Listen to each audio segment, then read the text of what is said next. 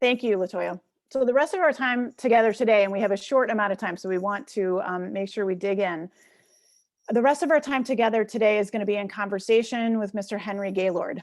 I first met Henry in 2015 during his gap year when he was serving as a full team member on the team at Madison Metropolitan School District, who was designing a community school initiative. Henry holds a baccalaureate in public policy and public health from Brown University and is currently in law school at Northeastern University. Before moving to the East Coast, Henry was active in Wisconsin, helping adults engage with youth as equal partners. Henry has worked across the spectrum of youth-adult partnerships, from being a go-to participant for student focus groups, to serving as the student advisory member on the MMSD school board, to serving as a full voting member on the United Way of Dane County's board of directors, to training doctors on how to communicate with their teen patients. Henry even co-developed a statewide youth advocacy program run by the Wisconsin Alliance for Women's Health that is now in its 6th year. These are just some of the examples that has led Henry to bring a unique perspective and expertise to building stronger youth-adult partnerships. As part of understanding our call to action, we felt it would be helpful to be in dialogue with Henry and his tremendous experience and perspectives. So I'll start us off with some questions for Henry, but please feel free to ask questions in the chat, and we hope to dig into and have time at the end for that. So welcome, Henry. Thank you so much for being here. I just described many of your experiences with youth participatory decision-making in Wisconsin specifically. Is there anything in particular that you want to add to that description that we just gave? No, Annalie, it's really great to be here. I really love engaging in youth-adult partnership conversations and always enjoy working with you. So first, it's great to be here, and thank you everyone who are taking their time out of their day to kind of learn and engage in this topic with us. And I think, Annalie, I think you hit it on the nose in terms of all of my different engagements and opportunities to be able to work in the youth-adult partnership space. Okay, great, thank you. So I figured it would be helpful for you to help us imagine what shared decision-making with youth looks like. So you've had all these different experiences across these different organizations that were trying to engage youth in their decision-making. So I'm curious for you to reflect a little bit out on, from your experiences, when did it work? And then the follow-up question is, of course, going to be, when did it not work? So we'll start with the positive, right? We'll start with, on when did you feel like it worked best, when you actually felt like you were partnered as youth? Yeah, I think it really starts with not in terms of when does it work, but what does the partnership look like? And what's the intention of the partnership? And being sure that the intention of the partnership is clear up front really kind of sets the context and set the stage. So I believe you have a session on March 22nd about the framework of youth-adult partnership, but it really works in terms of, the partnership is really being intentional in terms of, is this a time when I'm going to engage youth in a one-time manner for a focus group, for a specific project? Is this a time when I'm going to engage youth on an ongoing project to help with an initiative? Is this a time when I'm going to actually be accountable to youth and really want them to take that leadership? By separating out the intention of the partnership, you then set expectations on both sides, both the adult and the youth side. So I think that's the first really critically important part. And then the second one is a role of an adult in a youth-adult partnership is really helping to build the capacity of the youth to engage as equal partners. So creating the space for them, but also providing that mentorship, both kind of skill-based, but also social and emotional, to allow them to feel empowered to give them that voice. And I think that when there's always that trusted relationship, and I think I forget who was in our video in the beginning, but she talked about having that trusted relationship and feeling empowered through that adult. So there's the role of the adult being both a partner, but also kind of that coach and then that mentor to empower the youth. So I'm curious if you can think about an example or a situation when you felt the most empowered. Like, you talked about how it mattered what the intention of the partnership was, what the structures around the partnership were. Like, when did you feel the most empowered? I think I felt the most empowered when I was training healthcare providers. And in that program, I was really encouraged to use my voice in that training, but also having that mentor to help me figure out what is my story? How do I tell my story in preparing for that conversation? So again, it's the conversation and then this partnership where you think of it in the formal setting, but also what actions are you doing to help mentor, help prepare youth in preparation for leading? Okay, that's helpful. Thank you. What about, It was well, yeah, okay. that. Will you just talk a little bit about Patch then to give some context of what you just gave for an example? Patch it stands for Providers and Teens Communicating for Health, and that trains and helps create a group of teen educators to then go train their healthcare providers. And there's one adult mentor who really helps coordinate that, as well as help empower and mentor the teen educators. And that was statewide, right? You would go across the whole state. That was statewide. Okay.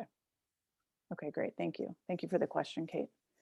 So what about in your experiences, when did you not feel empowered, or when did you not feel like it was a partnership, even though maybe the intentions or at least partial intentions were there? When did it not work? Yeah, I think that a lot of the times, not naming any specific organization, but there were a lot of the times where I was the only youth in the room of adults. There were some times where it worked. Let me be very clear. There has been times when it works. And those times are when I'm the only youth, but I have a mentor who's also my peer there, who's meeting with me before a meeting to say, here's the agenda, here are the topics that we're discussing, and helping prepare me to be an equal participant in the discussion. There have been other times when I've been the only youth on the board, on a committee, where I just show up, and it's a lot of people who continue to work and know each other. Maybe not specifically in that context, but Wisconsin is a small state. Well, it's a big state, but the community is small, and we all work with one another in various contexts.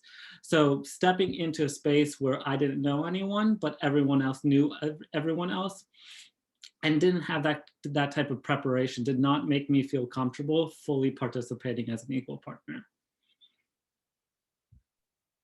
I think what happens a lot with organizations who have at least good intentions of wanting to engage youth, that engage youth in ways that tokenize them. So can you talk a little bit about when it felt tokenizing? Like what were the circumstances around when you felt like you were there just to check a box off? Yeah, and I think, Annalie, that goes to what I just said in terms of, they're taking a nice progressive step towards including youth as a single voice in a process, but not investing in that voice and in making sure that voice and that youth leader is fully participating. It also, I've seen it in focus groups, and I've seen it in kind of one-off manners of forums where they're asking for us to give feedback to a project or initiative, but thinking about the structure of the conversation. Who's controlling the agenda? Who's controlling the questions that are being asked and the discussion? And seeing how that discussion is then facilitated in a rigid manner feels tokenism and feels like they're just trying to limit my voice. Okay, so this is interesting in thinking about the agenda setting process, and we have talked a lot about, even in the creation of this learning series, is when and how to engage youth in the design of the learning series, for example, and at what points is it the work of adults to do some learning, versus at what point do you engage youth in designing what adults need to learn? For example, just to again, like put the mirror on this exact series itself. So like, how would you respond to that? Is at what points is it kind of the responsibility of the adults to do their own learning before engaging versus engaging youth in the process of kind of group learning that then inevitably, I think, kind of works into that agenda setting process? Again, Annalie, I think it goes back to one, what's your intentions and goals, and being upfront around what are your goals.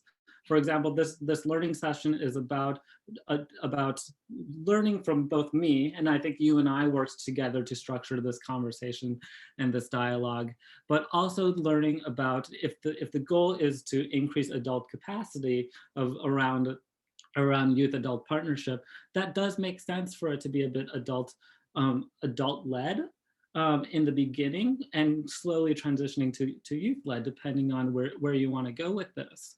And it's just I think sometimes we think about it needs to be youth led, we need to control it, or we need to completely give up control to the youth. But really it's a balance, and it's a balance that as long as everyone is aware, these are our goals and these are our roles in this partnership, is really where you can have the best type of partnership. Okay, thank you. So my other question, and hopefully people are thinking about specific questions that they have for Henry, and feel free to put those in the chat too as we go, that, Department of Public Instruction is a huge agency, a huge organization. And there are goals that the organization might have around youth engagement. There are goals that teams within DPI might have. There are goals that individuals might have, and they can all happen at the same time and often might overlap or sometimes contradict. When those who are on today's session are thinking about how these ideas could apply to their individual work, to their teamwork, to their organizational work, what do you wish that the adults in the spaces where you were knew or did? And actually, let's think about first knew. Like, what do you wish that the adults in that space had known when you went through the experiences that you did? Yeah, I think the first thing to do and to know is, especially when you're engaging youth and you're wanting to engage them as equal partners, is really understand the power dynamics at play, and really understand the power dynamics that play that are natural in the first part, where you have to break it down. And especially when we are in the education setting, when we as students and when we as youth are trained to address, Annalie, you and I have been referring to each other by our first names today, but if I was your student, I'd be referring to you as Professor Good. And that's one of the things that I saw when I was a youth leader was the fact that there's an inherent power dynamic with the socialization and the norm that I address you as your last name and you address me by my first name. And being able to look at those natural kind of barriers to an equal partnership is the first in trying to create a welcoming space where we're both equal and we both have a voice and feel comfortable sharing our voice. Thank you. Yeah, and I really appreciate too that we are working inside of a context like K-12 schooling that really does have a lot of very formalized power structures between youth and adults, and there's plenty of informal as well within that. So thank you. Yeah, I think just to follow up on that, the best times and examples I've seen is, again, creating that space and intentionally doing the work in preparation to create that safe space, and making sure that we are all have a common understanding of what the roles are, that we're equal partners, and building that trust and relationship first. Mm-hmm. Mm-hmm. Okay, so I want to make sure that we have time to open it up to people who may have questions around either just Henry's experiences or guidance or suggestions that he would have as DPI is thinking more deeply about this. So feel free to either unmute yourself or to go ahead and drop a question into the chat.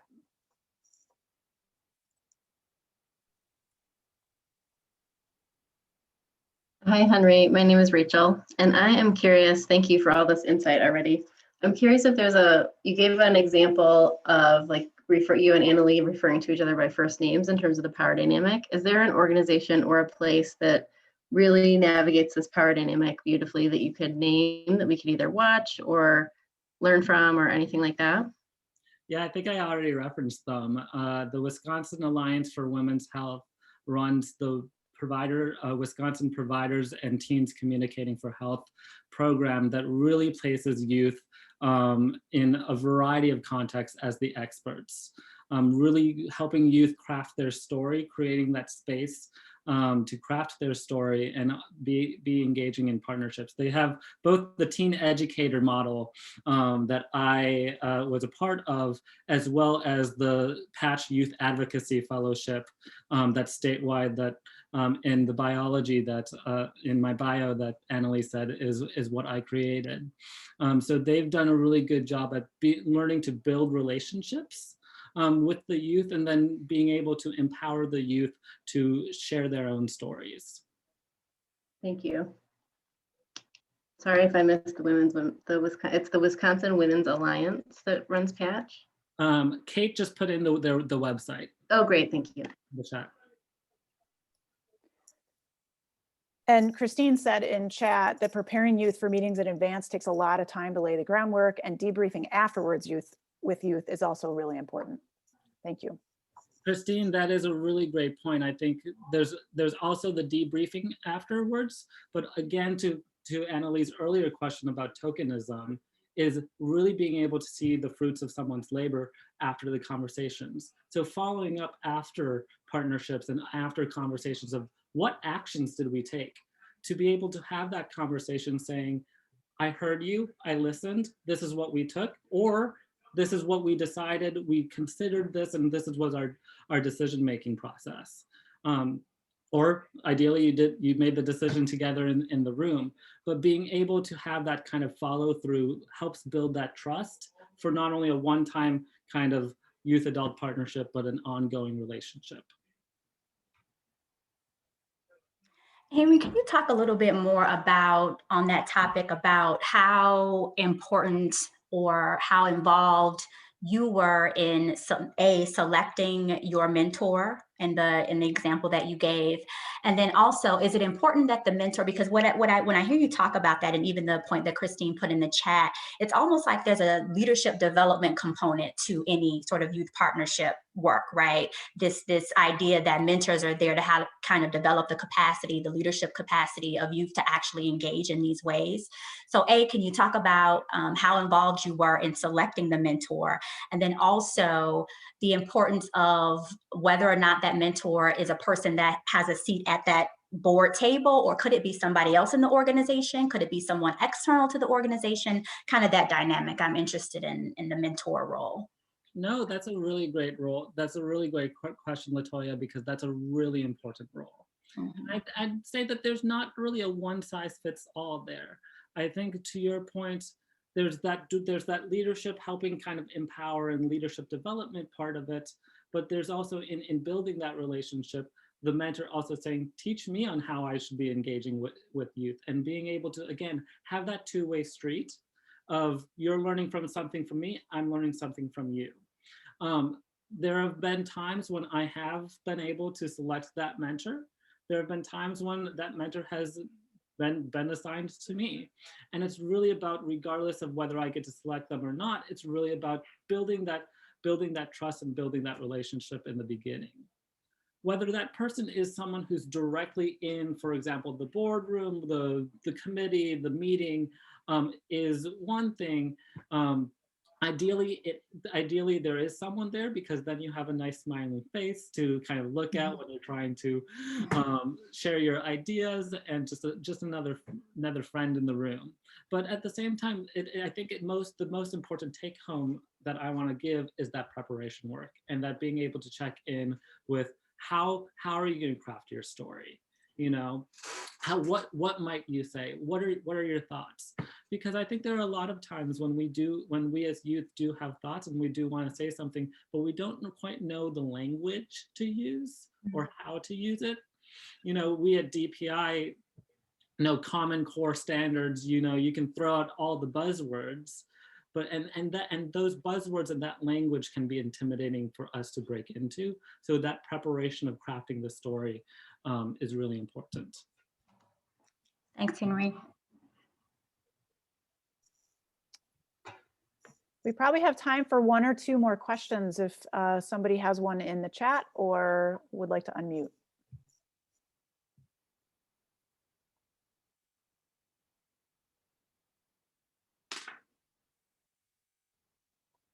And thank you, Christine, for your note about some positive youth development work through University of Oklahoma.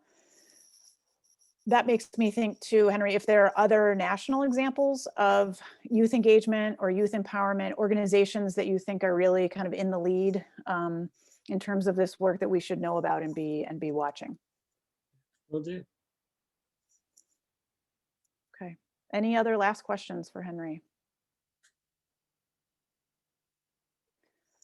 Okay. So again, I want to thank you, Henry, for your insight, for your time, for your expertise. I also want to pose some homework for everyone. So the first piece, and you'll see this in the resource page that I put into chat earlier on in the session. Your homework is to immerse yourself in youth voice. So get yourself interacting with youth voice in whatever way that you can.